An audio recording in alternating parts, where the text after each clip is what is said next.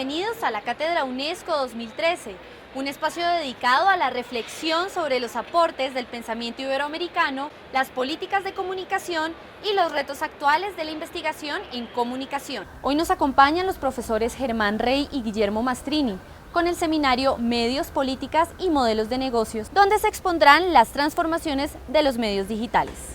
Bienvenidos.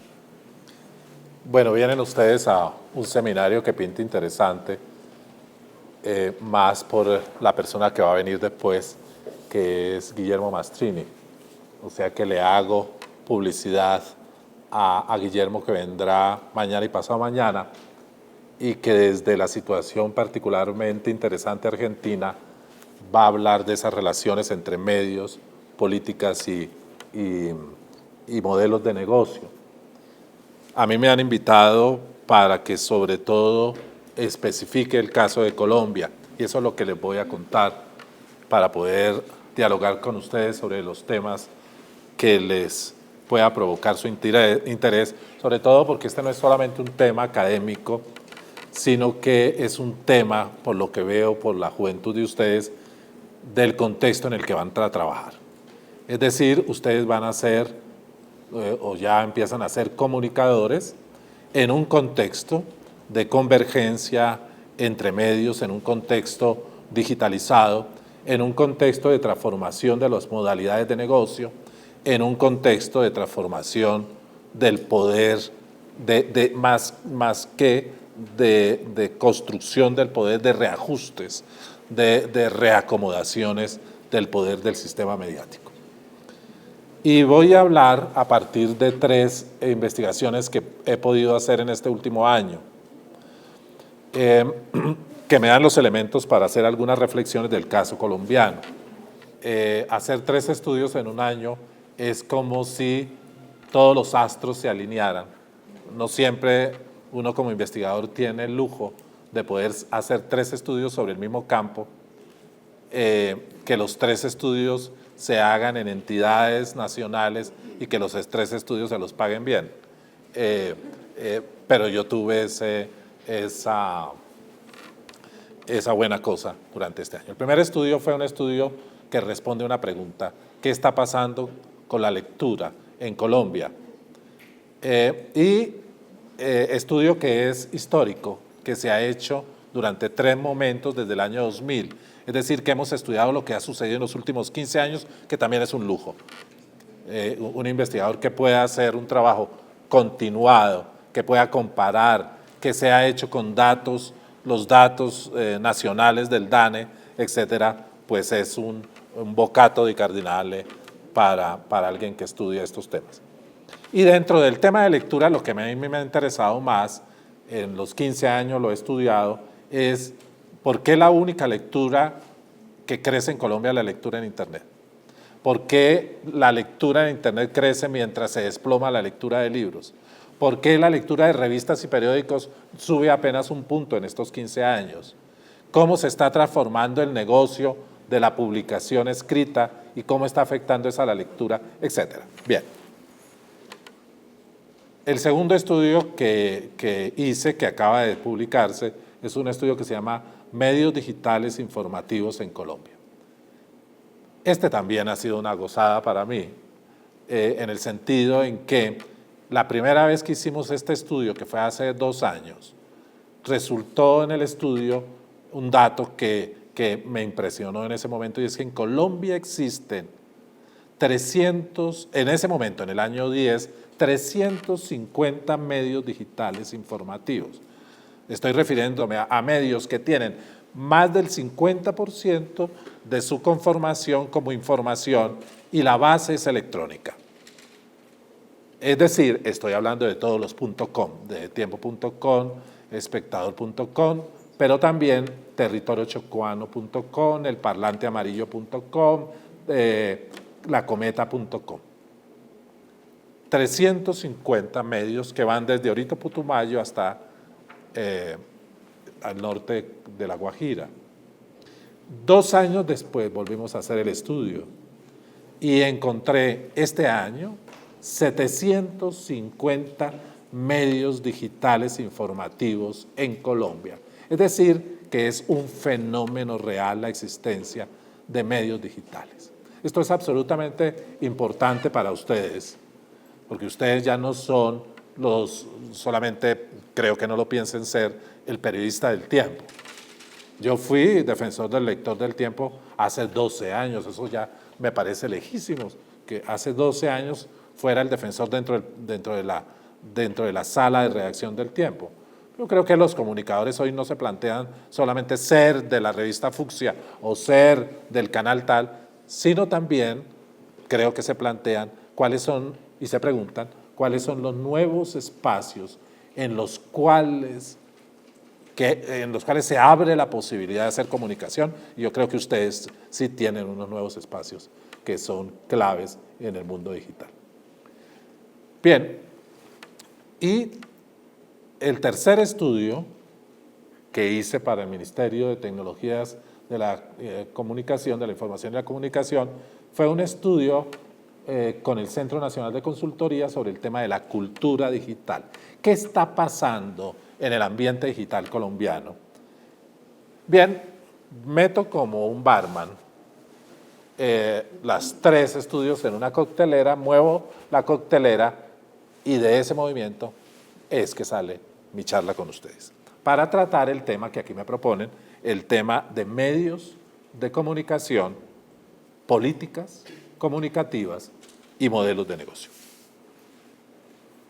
Bien, la primera constatación a partir de estos 3 estudios es que estamos ya frente a un proceso de transformación muy radical del equipamiento cultural y comunicativo de los colombianos, y prácticamente estamos frente a una transición del ecosistema mediático que llegó más o menos hasta fines del siglo XX, y ya el equipamiento cultural de los colombianos ha hecho su transición hacia un equipamiento que pertenece a un ecosistema digital. Digámoslo de forma más popular. Aquel que dice que esto va a suceder hacia el futuro, en los próximos años, está un poco alejado de lo que es la realidad. No es que vaya a pasar en los próximos años, es que pasó ya hace unos años. ¿Por qué pasó? Los datos que les voy a dar son datos o del DANE o de estas investigaciones cuantitativas del Centro Nacional de Consultoría.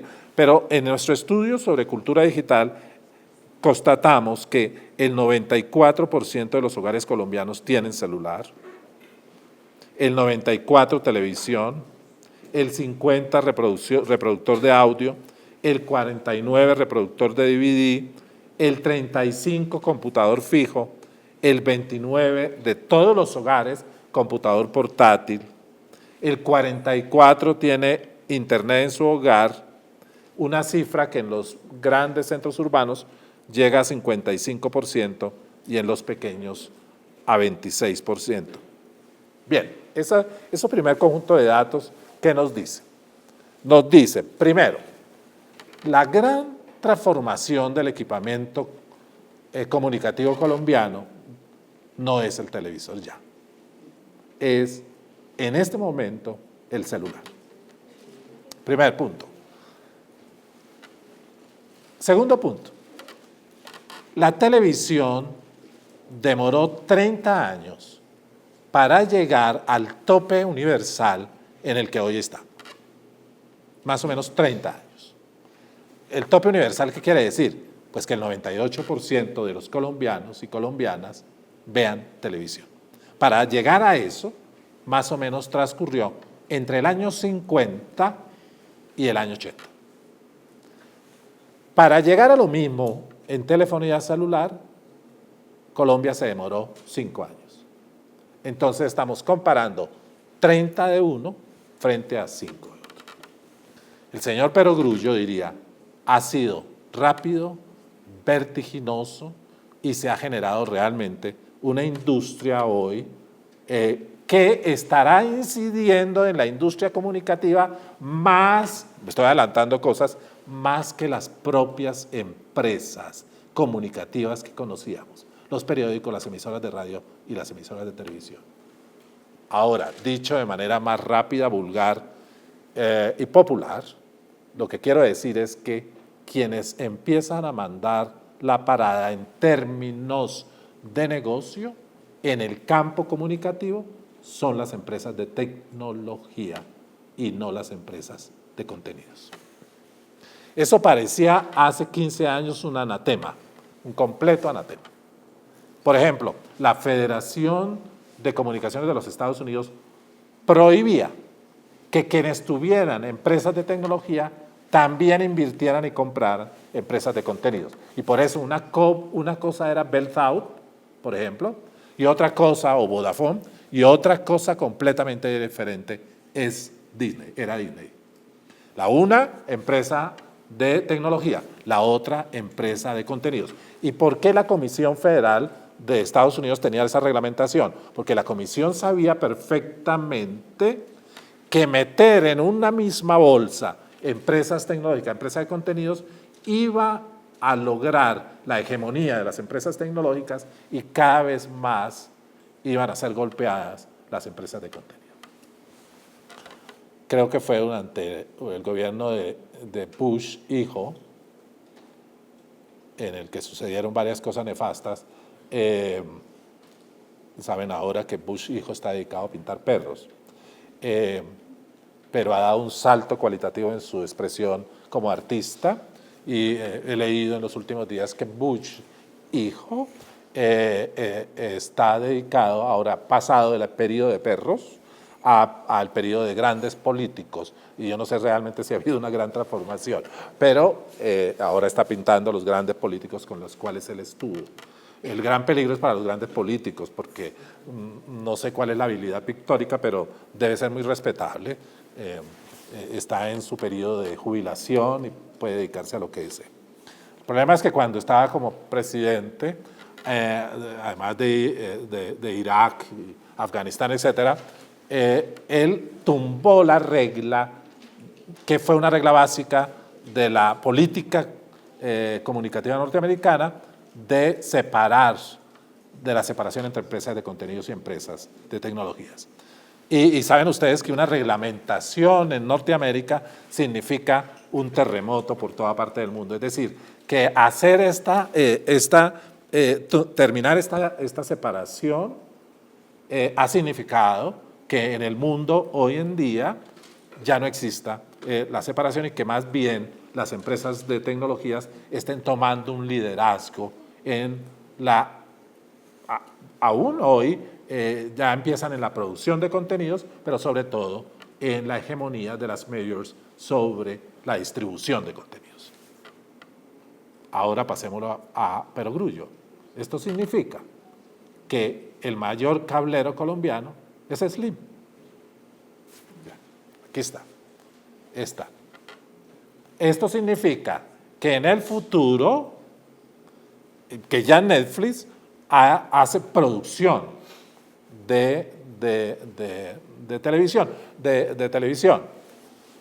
que canales de cable como HBO haga la producción de una película como la película sobre Liberace, con Michael Douglas y con Matt Damon. Eso no se podía hacer pensado. Quien hace eso es el canal, pero dedicado a la producción de contenidos. Ahora, en general, el canal de cable es el que, y en general los cables eran más de convergencia, de producción de otros, ahora ya también de ellos mismos. Entonces, el equipamiento se ha transformado. Yo creo que los dos fenómenos importantes de la transformación del equipamiento son, uno, este fenómeno del crecimiento de la telefonía celular y la paulatina transformación de las empresas de tecnología telefónica en productores de contenidos, y dos, el fenómeno en Colombia de crecimiento de la tenencia de computadores. El que abra hoy en Colombia un periódico de cualquier día, pero sobre todo los domingos, podrá darse cuenta del mercado la disparada del mercado de venta de plasmas, de televisores que hay en Colombia, pero también la disparada de venta de computadores, tanto computadores fijos como computadores portátiles.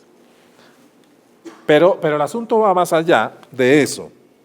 El crecimiento de celular y computadores en Colombia está mostrando que son sobre todo ciertos estratos, que ya no son solamente los estratos medios y altos los que están creciendo, sino que el estrato 1 y 2 es uno de los mayores consumidores tanto de computadores como de telefonía. Es más, el sector social que más creció en tenencia de celular fueron los sectores 1 y 2.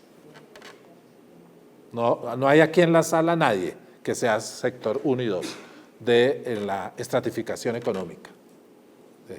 Pero todos han visto a la señora que cocina en la casa o al embolador o al ruso que está construyendo el edificio de al lado, que se saca un smartphone, no un teléfono de esos de Olímpica con programa, con esto por 50.000 pesos, con todo, sino un celular. Eso me ocurrió una vez en Bangkok, hace años, cuando fui parte de la International Commission sobre medios, comunicaciones y religiones, que una de las reuniones se hizo en Bangkok y el diálogo que tuvimos en esa reunión fue con budistas. Y yo tenía al frente un monje budista y dije, este monje, venimos a hablar de tecnologías, este monje Confucio, Buda, no sé qué cosas, el cuarto karma, la reencarnación, todo ello. Pues eso era lo que yo creía mientras el monje se metía la mano debajo de su túnica naranja y sacaba de pronto un teléfono celular que en ese momento para mí me parecía de séptima generación. Era una cosa verdaderamente estrafalaria en términos tecnológicos. Y cómo se combinaba un saber ancestral, una religión de miles de años con la tecnología. No había aparente colisión. Bien, entonces el segundo tema es, hay una transformación también de la participación de sectores sociales en tecnologías, lo que indica, y de una vez lo dejo dicho, que la llamada brechas digitales está corriéndose más rápido de lo que pensamos. No está superada. Sobre todo en Colombia, en los pequeños municipios, en las zonas rurales, todavía falta mucho. Todavía la política que comienza en este gobierno de aumento de infraestructura no es completa, pero vamos hacia allá. Vamos hacia una extensión de la infraestructura de tecnologías que va a ser muy notable. Tercer cambio. El tercer cambio es que cada vez aumenta más la convergencia intermedial. Realmente ustedes van a ser comunicadores de convergencias, más que comunicadores de medios focalizados. ¿Por qué? Hoy las empresas editoriales no se llaman ni siquiera editoriales. Por ejemplo, Santillana, a mí se me presenta realmente el gerente general de Santillana en Colombia y me dice, soy Santillana. Ahí dije, no, ¿cómo? ¿No es editorial Santillana? Me dice, no, nosotros ya somos una empresa de producción de contenidos. O sea que el concepto editorial, no es que se desaparezca el concepto editorial, hay un énfasis editorial en esta facultad, o había, no sé, pero a mí me parece que lo que está sucediendo es una reformulación del significado de la editorial en un contexto que es mayoritariamente digitalizado, lo que no significa que no vaya a haber. De pronto aquí hay uno, y ese me parece que le debíamos poner un foco y aplaudirlo, que sea un editor de libros físicos, pero con otro concepto que le permita sobrellevar el hecho de que el contexto se ha transformado radicalmente. Bien, hay un cuarto punto y es el hecho de la transformación de las funciones de ciertos artefactos tecnológicos para la comunicación. ¿Qué significa eso? Miren ustedes la estadística más reciente que tenemos sobre el uso de celular en Colombia. El 97% de los encuestados usa el celular para conversar. Debo decirles que en los estratos 1 y 2, es decir, el del jardinero, que hace el jardín de mi casa, que por supuesto saca su celular, ese señor tiene su celular porque conversa. Yo, por ejemplo, he pedido que en Ático, ojalá que el carnet estuviera en el celular, porque cuando entro a Ático, muchas veces veo problemas de los estudiantes, ay no, se me olvidó el carnet. Y yo siempre les he dicho en Ático, lo único que no olvida un muchacho o una muchacha es el celular. Y es muy simple, el día que lo olvida, la primera que le cae la mamá, protestando. Y uno lo que menos quiere es que le caiga la mamá encima, porque a veces es fuerte la caída. Pero lo segundo es que si un joven va sin celular, la siguiente que le cae encima es la novia. O lo contrario. Y ya no cae cuando uno llega a la casa 4 horas después. Cae en 5 segundos cuando esa novia le escribe a una amiga que está cerca al otro y le dice que porque ese estúpido no tiene el celular. Entonces yo he dicho, pero por Dios, ¿en qué época estamos? Los muchachos deben tener el carnet en el celular. Y simplemente cuando pasen por Ático muestran o simplemente señalan el celular y entran. O sea, que debemos tener un celular, un carnet para el parqueadero, un carnet para entrar, una contraseña para...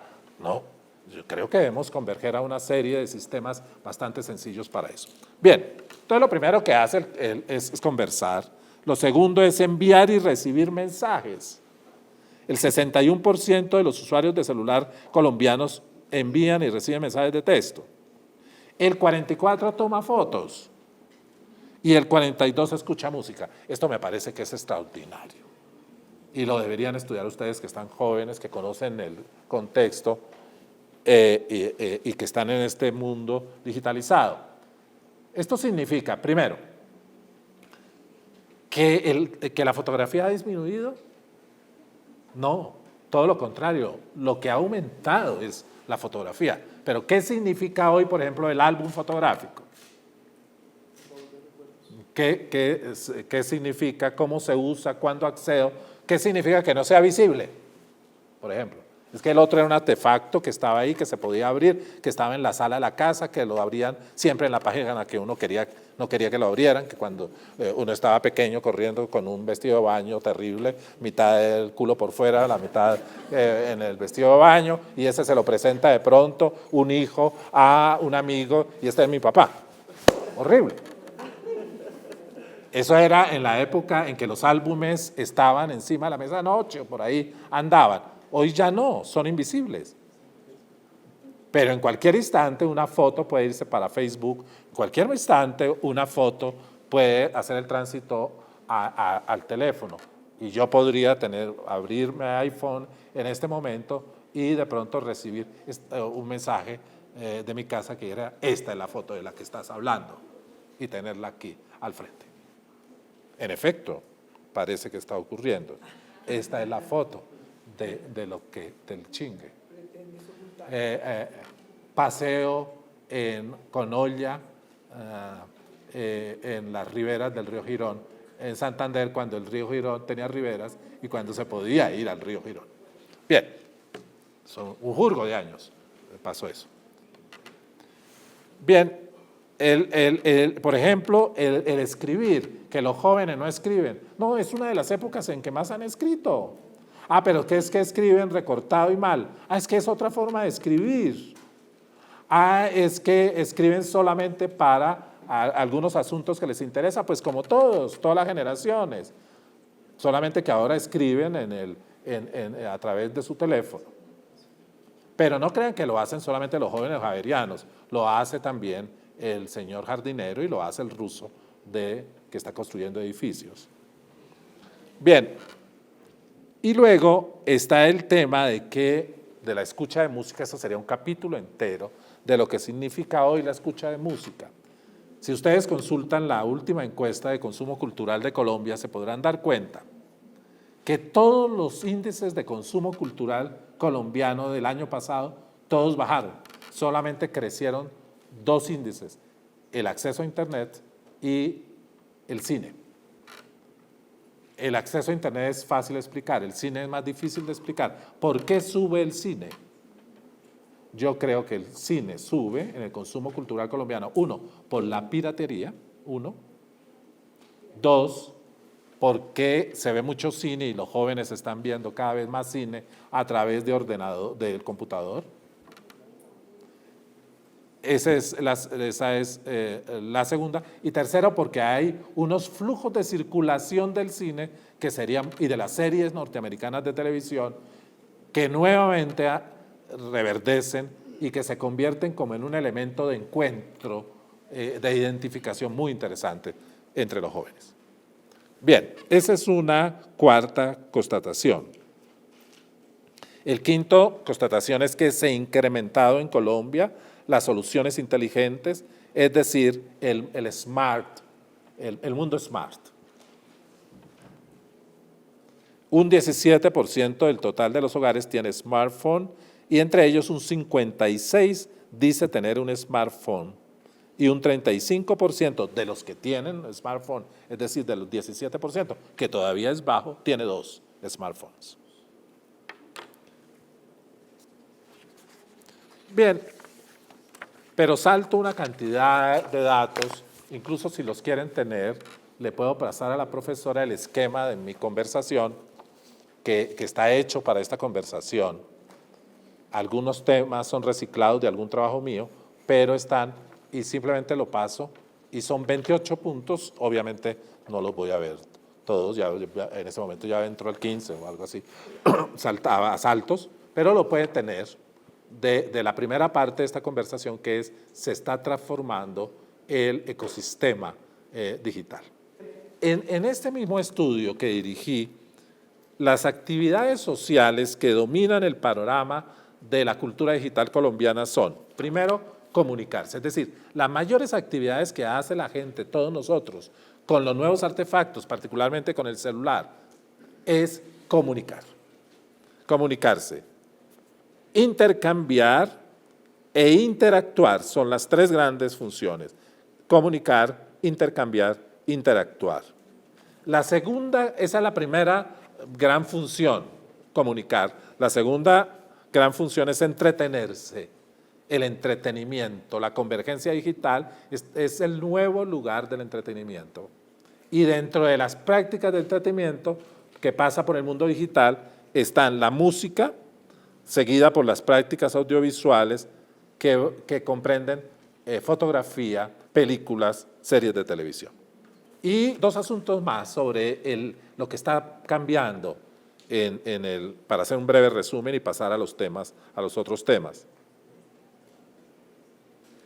La frecuencia de uso de lo digital ya empieza a competirle a la frecuencia de uso de los medios tradicionales. Por ejemplo, un 40% usa el computador todos los días.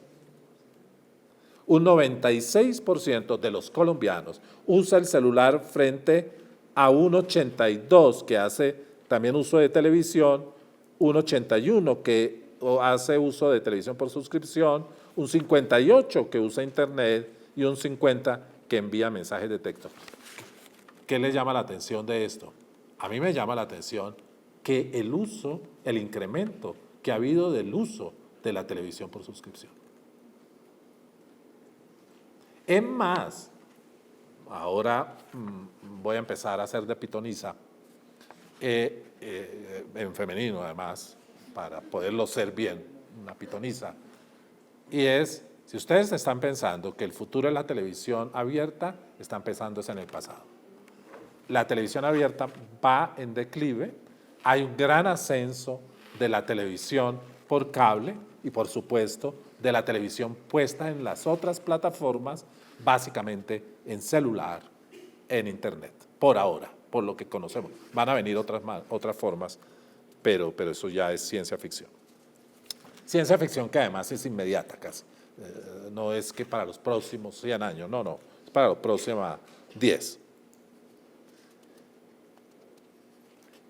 y se repite permanentemente, es un hecho que debe estudiarse más. Colombia tiene un papel muy alto, muy importante en términos de uso de redes digitales y concretamente tiene una participación muy alta en Facebook.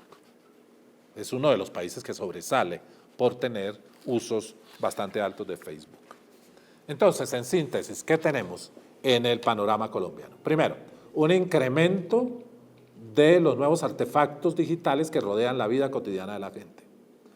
Dos, una articulación de los diversos medios ahora puestos en plataforma digital. Tres, un desarrollo que hace pensar que la brecha digital se va a cerrar más rápido de lo que pensábamos. Cuatro, una participación muy activa de sectores populares en nuevas tecnologías. Por ejemplo, estratos 1 y 2 han dejado la telefonía fija ya, no tienen teléfono fijo. Ellos ya están mostrando lo que va a ser después para las otras clases sociales cuando poco a poco dejemos la telefonía fija y ya solamente, como sucede en ofertas de los nuevos pisos de edificios, ya no ofrecen telefonía fija, sino es la móvil.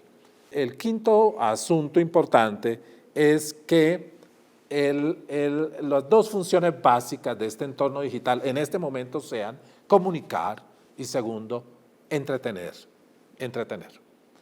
Esto significa que el panorama sistémico de lo que llamamos industrias creativas, la música, la televisión, el cine, etcétera, esté entonces convergiendo en plataformas de carácter digital. Y otro punto es que están cambiando no solamente los usos del artefacto, los artefactos culturales que nos rodean, sino que están cambiando las funciones de esos artefactos. Bien. Segundo, ¿qué está pasando en el modelo de negocio? Están pasando tres cosas fundamentales. La primera es que el modelo de negocio en el pasado, y cuando hablo de pasado hablo de 10 años, eso es un corto pasado, pero es un fuerte pasado. Recuerdo que en el foro de la revista Semana, que fui yo el relator final del foro de los 30 años de Semana, Roberto Pombo, el director del Tiempo, había mostrado cómo los periódicos colombianos no estaban descendiendo en circulación tanto como los periódicos norteamericanos o europeos. La verdad es que los periódicos norteamericanos no es que estén bajando en circulación, es que están desapareciendo. Creo fue a fines del año pasado que compré la última revista Newsweek que salió en Nueva York, en Estados Unidos. Entonces yo dije, voy a comprar el último ejemplar de Newsweek. 60 años de Newsweek, ha desaparecido Newsweek. Pero bueno, no le entro en esa historia. Pero Pombo decía con unas ciertas ínfulas, y era, nosotros vamos a tener más tiempo. Y yo le dije, cuidado Pombo, lo que te ha dado América Latina y Colombia en tu negocio es una suerte de bono. No le pongas a este bono más de 10 años, primero. Es más, yo creo que el bono tiene menos años. Yo creo que el bono que tú tienes es de 5, por ahí más o menos. ¿El bono para qué? Para seguir existiendo como el medio que es, y le dije, lo que debes pensar quizás, pero es un consejo de un tipo disparatado, es que con el bono que te dieron puedas tratar de ver cómo haces la transición. Porque si piensas que lo que vas a estar muy bien sentado ganándote el dinero de estos 5 años, cuando llegue el final de los 5, esto te va a arrasar. Ejemplo, el periódico El Tiempo se vendió más o menos, debió ser por ahí, por cerca de 380 millones de dólares. Esto es increíble. El periódico The Washington Post se vendió hace un mes o 2 meses al dueño de Amazon por 250 millones de dólares. ¿Habían visto alguna vez ustedes una empresa de cornflakes colombianos, por allá Boyacá, que se vendiera más que una empresa de cornflakes en Detroit? Esto sí es el mundo al revés. El mundo al revés. Conclusión. Nunca más se verán los 380 millones de dólares. Es decir, el señor que compró el periódico, que es un gran banquero, hizo un buen negocio por un tiempo, pero no venderá más que lo que él compró a la familia Santos y a Editorial Planeta.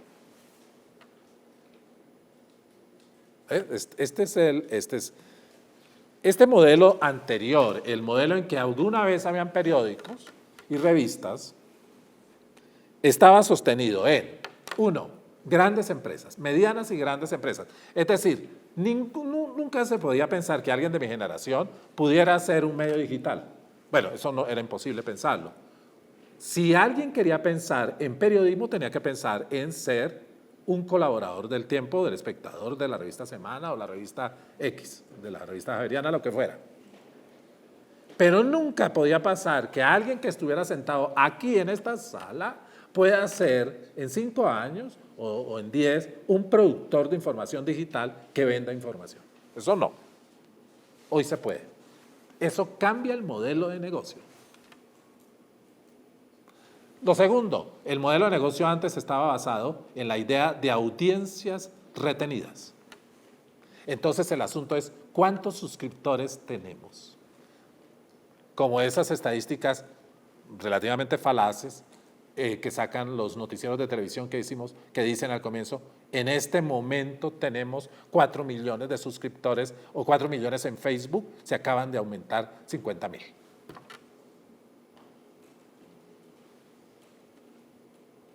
Antes las audiencias eran retenidas. Había un periódico que tenía 350,000 suscripciones o 20,000 suscripciones o lo que fuera. Y las audiencias no se salían de allí. Ahora es lo que dijo Moragas. El problema no es lo que Laswell planteó, es decir, el paso entre el emisor y el receptor, sino cada vez más el protagonismo de las audiencias en la generación del tipo de información que hacemos para esas audiencias. Es decir, las audiencias ya no están retenidas. Las audiencias, si se ven las estadísticas de audiencia de los programas de televisión colombianos de esta época frente a la época en que yo escribí, yo fui el crítico de televisión del Tiempo durante 20 años. Escribí cerca de 1,000 artículos. Esto es un conejo enloquecido. Qué capacidad de reproducción tan increíble. Pero yo escribí toda la década de los 80 y los 90, cada semana, mínimo un artículo sobre la televisión. Bien, esa era la época en que uno sabía que escribía para unas audiencias, sabía quiénes eran las audiencias, sabía a qué hora llegaban a la casa las audiencias, sabía a qué hora prendían el televisor las audiencias, sabían que las audiencias se reunían para ver el capítulo de la telenovela, etc. Eso ya no sucede. Un modelo de negocio que tenía una rentabilidad centralizada, es decir, en que si uno hacía periódicos, la rentabilidad provenía del periódico. Hoy, ya sabemos, son empresas mediáticas en que hay algunas de las empresas de ese grupo que son rentables, otras no. CITE-TV durante muchos años no fue rentable, no sé si ahora sea, pero creo que muy regularmente. Quien siempre fue rentable en 100 años del Grupo El Tiempo fue el periódico El Tiempo, que todavía es rentable y muy rentable. La competencia controlada era otro elemento del modelo del pasado. Entonces la competencia era controlada incluso por los propios gobiernos. Controlada hasta el punto de que al comienzo de la televisión se sabía a qué horas iban las telenovelas y a quién se le daba telenovela. Hoy hay competencia controlada. Nosotros estamos en un país increíble en que haya 2 canales de televisión, imagínense, 2 periódicos nacionales. Solamente en Guatemala habrá 10 o 15 periódicos Solamente en Panamá, por ejemplo, está La Prensa de Panamá, el periódico, que tiene todos los días una página sobre Colombia. ¿Cuándo tiene siquiera 2, 3 noticias sobre Panamá el periódico El Tiempo? En cambio, en La Prensa de Panamá tienen una página entera todos los días sobre Colombia y tienen 3, 4 páginas internacionales. ¿Cuántas son las páginas internacionales del Tiempo? Ni siquiera a veces un cuarto de página. Esto es increíble, pero ¿en qué clase de montañas aisladas vivimos trepados sobre los árboles? ¿Qué es esto? Obviamente que como ya este es el modelo del pasado, ya no el modelo del presente, las audiencias ya no están retenidas, de tal manera que la audiencia dice, bien, ¿qué me importa que la noticia sobre el alcalde de Nueva York sea una cosita así? Hoy en El Tiempo, si yo me puedo meter a CNN, si yo puedo ver en televisión española, si yo me puedo meter al Washington Post a través de Bezos, el dueño de Amazon, etcétera, para tener toda la información que yo quiera sobre el alcalde de Nueva York, o sobre el último concierto de Lady Gaga, o sobre el muchachito ese que pinta grafitis, porque creo que pinta muy mal grafitis y creo que canta peor, pero si hay algún fanático o fanática, me parece que es respetable. Y entonces, ¿cuál es el último desmán que hizo en Río y todo eso? Porque lo que interesa son los desmanes y no lo que cante, etcétera. Ese es un comentario reaccionario. Todo el tema en el modelo anterior de estabilidad de la producción de contenidos y la hegemonía de los medios tradicionales en los mercados publicitarios. El gran asunto de la transformación del modelo de negocio es que la torta publicitaria se rompió. Es decir, que terminamos la torta publicitaria es una torta y alrededor póngale bocas, todas listas a comerse parte de la torta y parte del vecino también, si es posible. Eso es. Pues bien, lo que se dislocó completamente fue la torta, la relación entre los medios y la torta, entre otras cosas. Es decir, lo que cambió fue grandes empresas, audiencias retenidas, rentabilidad centralizada, competencia controlada, estabilidad de la producción de contenidos y la hegemonía de los medios tradicionales en los mercados publicitarios. Todo eso se fue al cuerno de no sé qué cosas. Y estamos en un nuevo modelo donde las características son estas. Las voy a mencionar solamente. Crece la competencia en el entretenimiento y la información, las audiencias son móviles, hay cambios tecnológicos rápidos y masivos que transforman completamente el negocio. Dicho de otra manera, los cambios han sido tan rápidos que los dueños de los medios y de otras industrias creativas se fueron detrás de los cambios. ¿O es que pensaban los de la industria de la música que todo iba a ser con una grabadorcita y un CD y que no podía ser venta por streaming o por iTunes?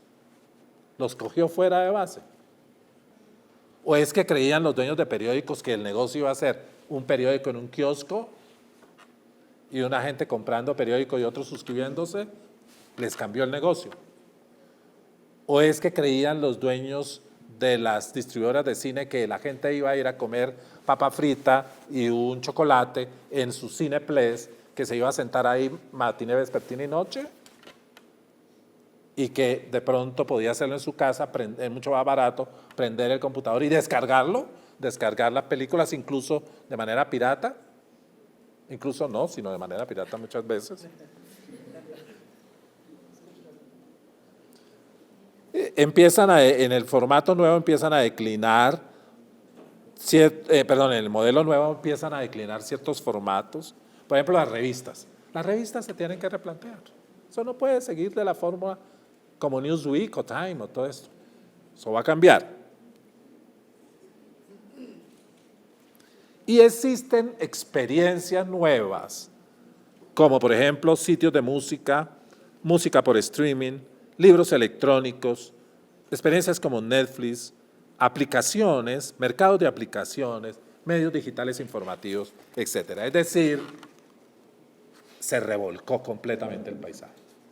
Y por lo tanto, se fracturó el modelo de negocio. El modelo que no lloren los dueños de medios. Durante más de un siglo, algunos de ellos ganaron mucha plata, mucho dinero. Y ahora querían seguir haciendo lo mismo, ganando igual. Es decir, son unos rentistas, son unos perezosos, se emperezaron y les cambió el mundo y quisieron seguir ganando y por todos lados empezó a hacer agua el sistema. Y la tercera característica de la transformación de modelo de negocio es que se han generado otras prácticas de consumo que ya no son consonantes con el modelo antiguo, con el modelo mediático antiguo. Por ejemplo, autoprogramación de televisión. Uno puede autoprogramarse. Acceso a radio digital. Lectura de revistas y periódicos digitales, blogs, música y teléfonos móviles, etc. Y yo creo que el gran cambio que viene ahora, la siguiente ola, es la relación, y es muy importante para ustedes, entre el mundo audiovisual e Internet de las cosas. Internet de las cosas saben perfectamente que su saco, el que se va a poner por la mañana, le va a decir la temperatura corporal, la temperatura en Bangkok si la quiere, le va a decir, si usted es obsesivo, tiene problemas, podrá tener muchos problemas, pero le puede decir pulsaciones por minuto. A su teléfono celular le puede llegar el mensaje de su refrigerador en que dice, compre producto 354. Entonces, usted no necesita saber en la cabeza cuál es el 354, simplemente marca 354 y le dice habichuelas, tiene lo que comprar. No hay habichuela en su refrigerador, compre si quiere habichuela y no se mueva, no es que salga corriendo con su teléfono en la mano buscando la habichuela al próximo Olímpica, sino que usted manda el mensaje para que le pongan la habichuela en su casa.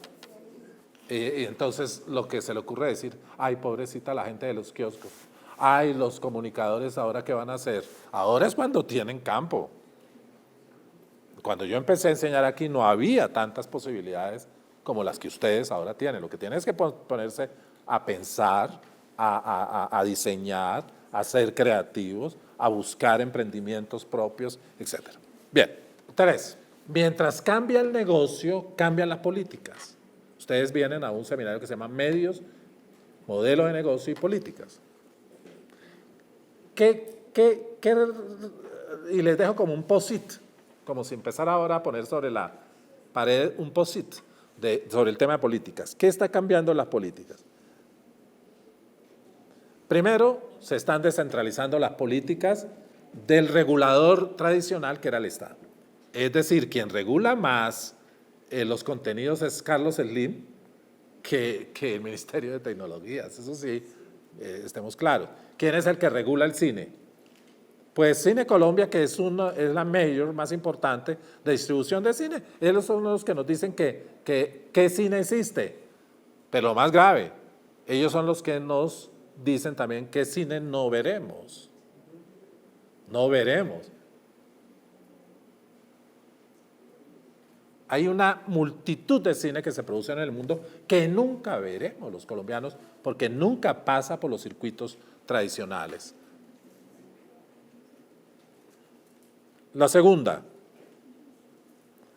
hay lo que es curioso, sobre todo en América Latina, jálenle la lengua a Mastrini sobre este tema, y hay cada vez una regulación del entorno mediático tradicional y una desregulación del entorno digital. Es decir, en Ecuador, en Argentina, en Venezuela, en Bolivia, en Nicaragua, hay leyes de regulación de los medios tradicionales, mientras cada vez es más fuerte la desregulación. Por ejemplo, en el TLC discuten sobre la papa en Boyacá. Eso me parece genial. Y a mí los paperos de Boyacá no me dejaron pasar un día y entonces tuve que buscar para unas trochas, etcétera, para salir de Boyacá hacia Bogotá. Y yo reconocía que ese era un derecho de los paperos y que esos paperos me han dejado pasar 30 años sin fregar nunca. Yo los he visto trabajando, sacando papa, sacando cebolla, con su ruana, etcétera, con la rimula.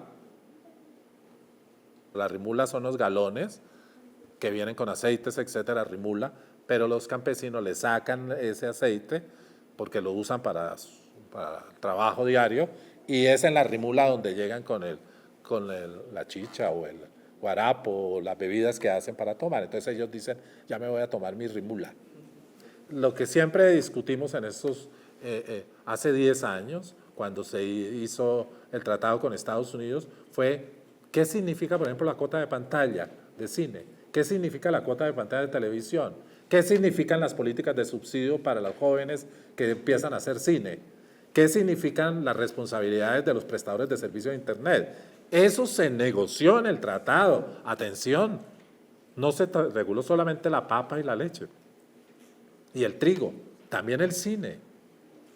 Y el lobby de las grandes majors norteamericanos, del cine, de la música, de la televisión, es supremamente agresivo. Un día le pregunté al negociador chileno del TLC con Estados Unidos, ¿cómo fue la negociación? Y él me dijo esta frase, textual, me dijo, primero yo creía que el lobby más fuerte era el lobby agrícola, hasta que conocí el lobby farmacéutico. Y después yo creía que el lobby farmacéutico iba a ser el más agresivo, hasta que conocí el lobby de Hollywood. Están ustedes en un sector clave en las negociaciones internacionales, que se regula cada vez más en lo mediático tradicional, es decir, en el mundo de los dinosaurios, y se desregula cada vez más en el mundo de las máquinas, el entorno digital, los teléfonos celulares. El tercer punto del camino de las políticas es, ya lo mencioné, en regulación y en política estamos pasando del tránsito de las hegemonías de las grandes empresas de medios a las hegemonías de las grandes empresas tecnológicas. Es decir, quienes definen las políticas comunicativas son más, ya no los grandes periódicos ni los grandes canales, sino las grandes empresas de telefonía, las grandes empresas que venden banda ancha, las grandes empresas que hacen las redes de fibra óptica. La cuarto trazo, y lo dejo un post-it, es que cada vez se unifican más en el mundo las políticas de seguridad con las políticas tecnológicas. Es todo lo que estamos viendo con Wikileaks o lo que estamos viendo con Snowden. La política de seguridad de Estados Unidos es captarlo todo, así se filtre algo. No sé si esa política de seguridad es eficiente, pero es la política de los Estados Unidos.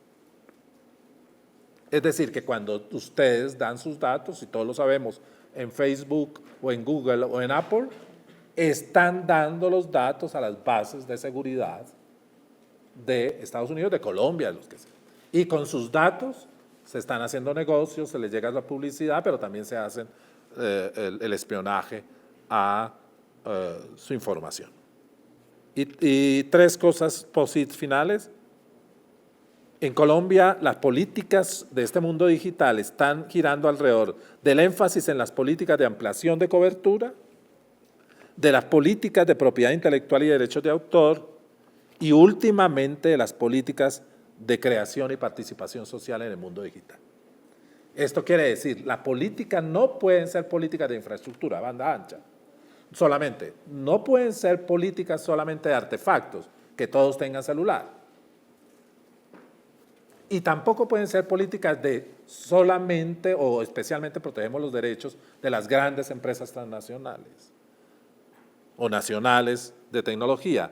Es también políticas de participación social en la tecnología, es política de expresión de los sectores sociales a través de las tecnologías, es política de promoción de la creación, lo que decía Moragas, de la producción. Estamos en esa fase. Y los otros dos posit es que en Colombia tenemos una recentralización de las políticas de comunicación y un desmembramiento de lugares de generación de las políticas, que es el caso típico de la televisión. La televisión fue desmembrada delante de todos en términos de que no es un lugar articulado el que genera las políticas, sino cada vez más lugares desarticulados. Damos agradecimiento a los profesores Germán Rey y Guillermo Mastrini por su seminario Medios, Políticas y Modelos de Negocios. Los esperamos en una próxima ocasión.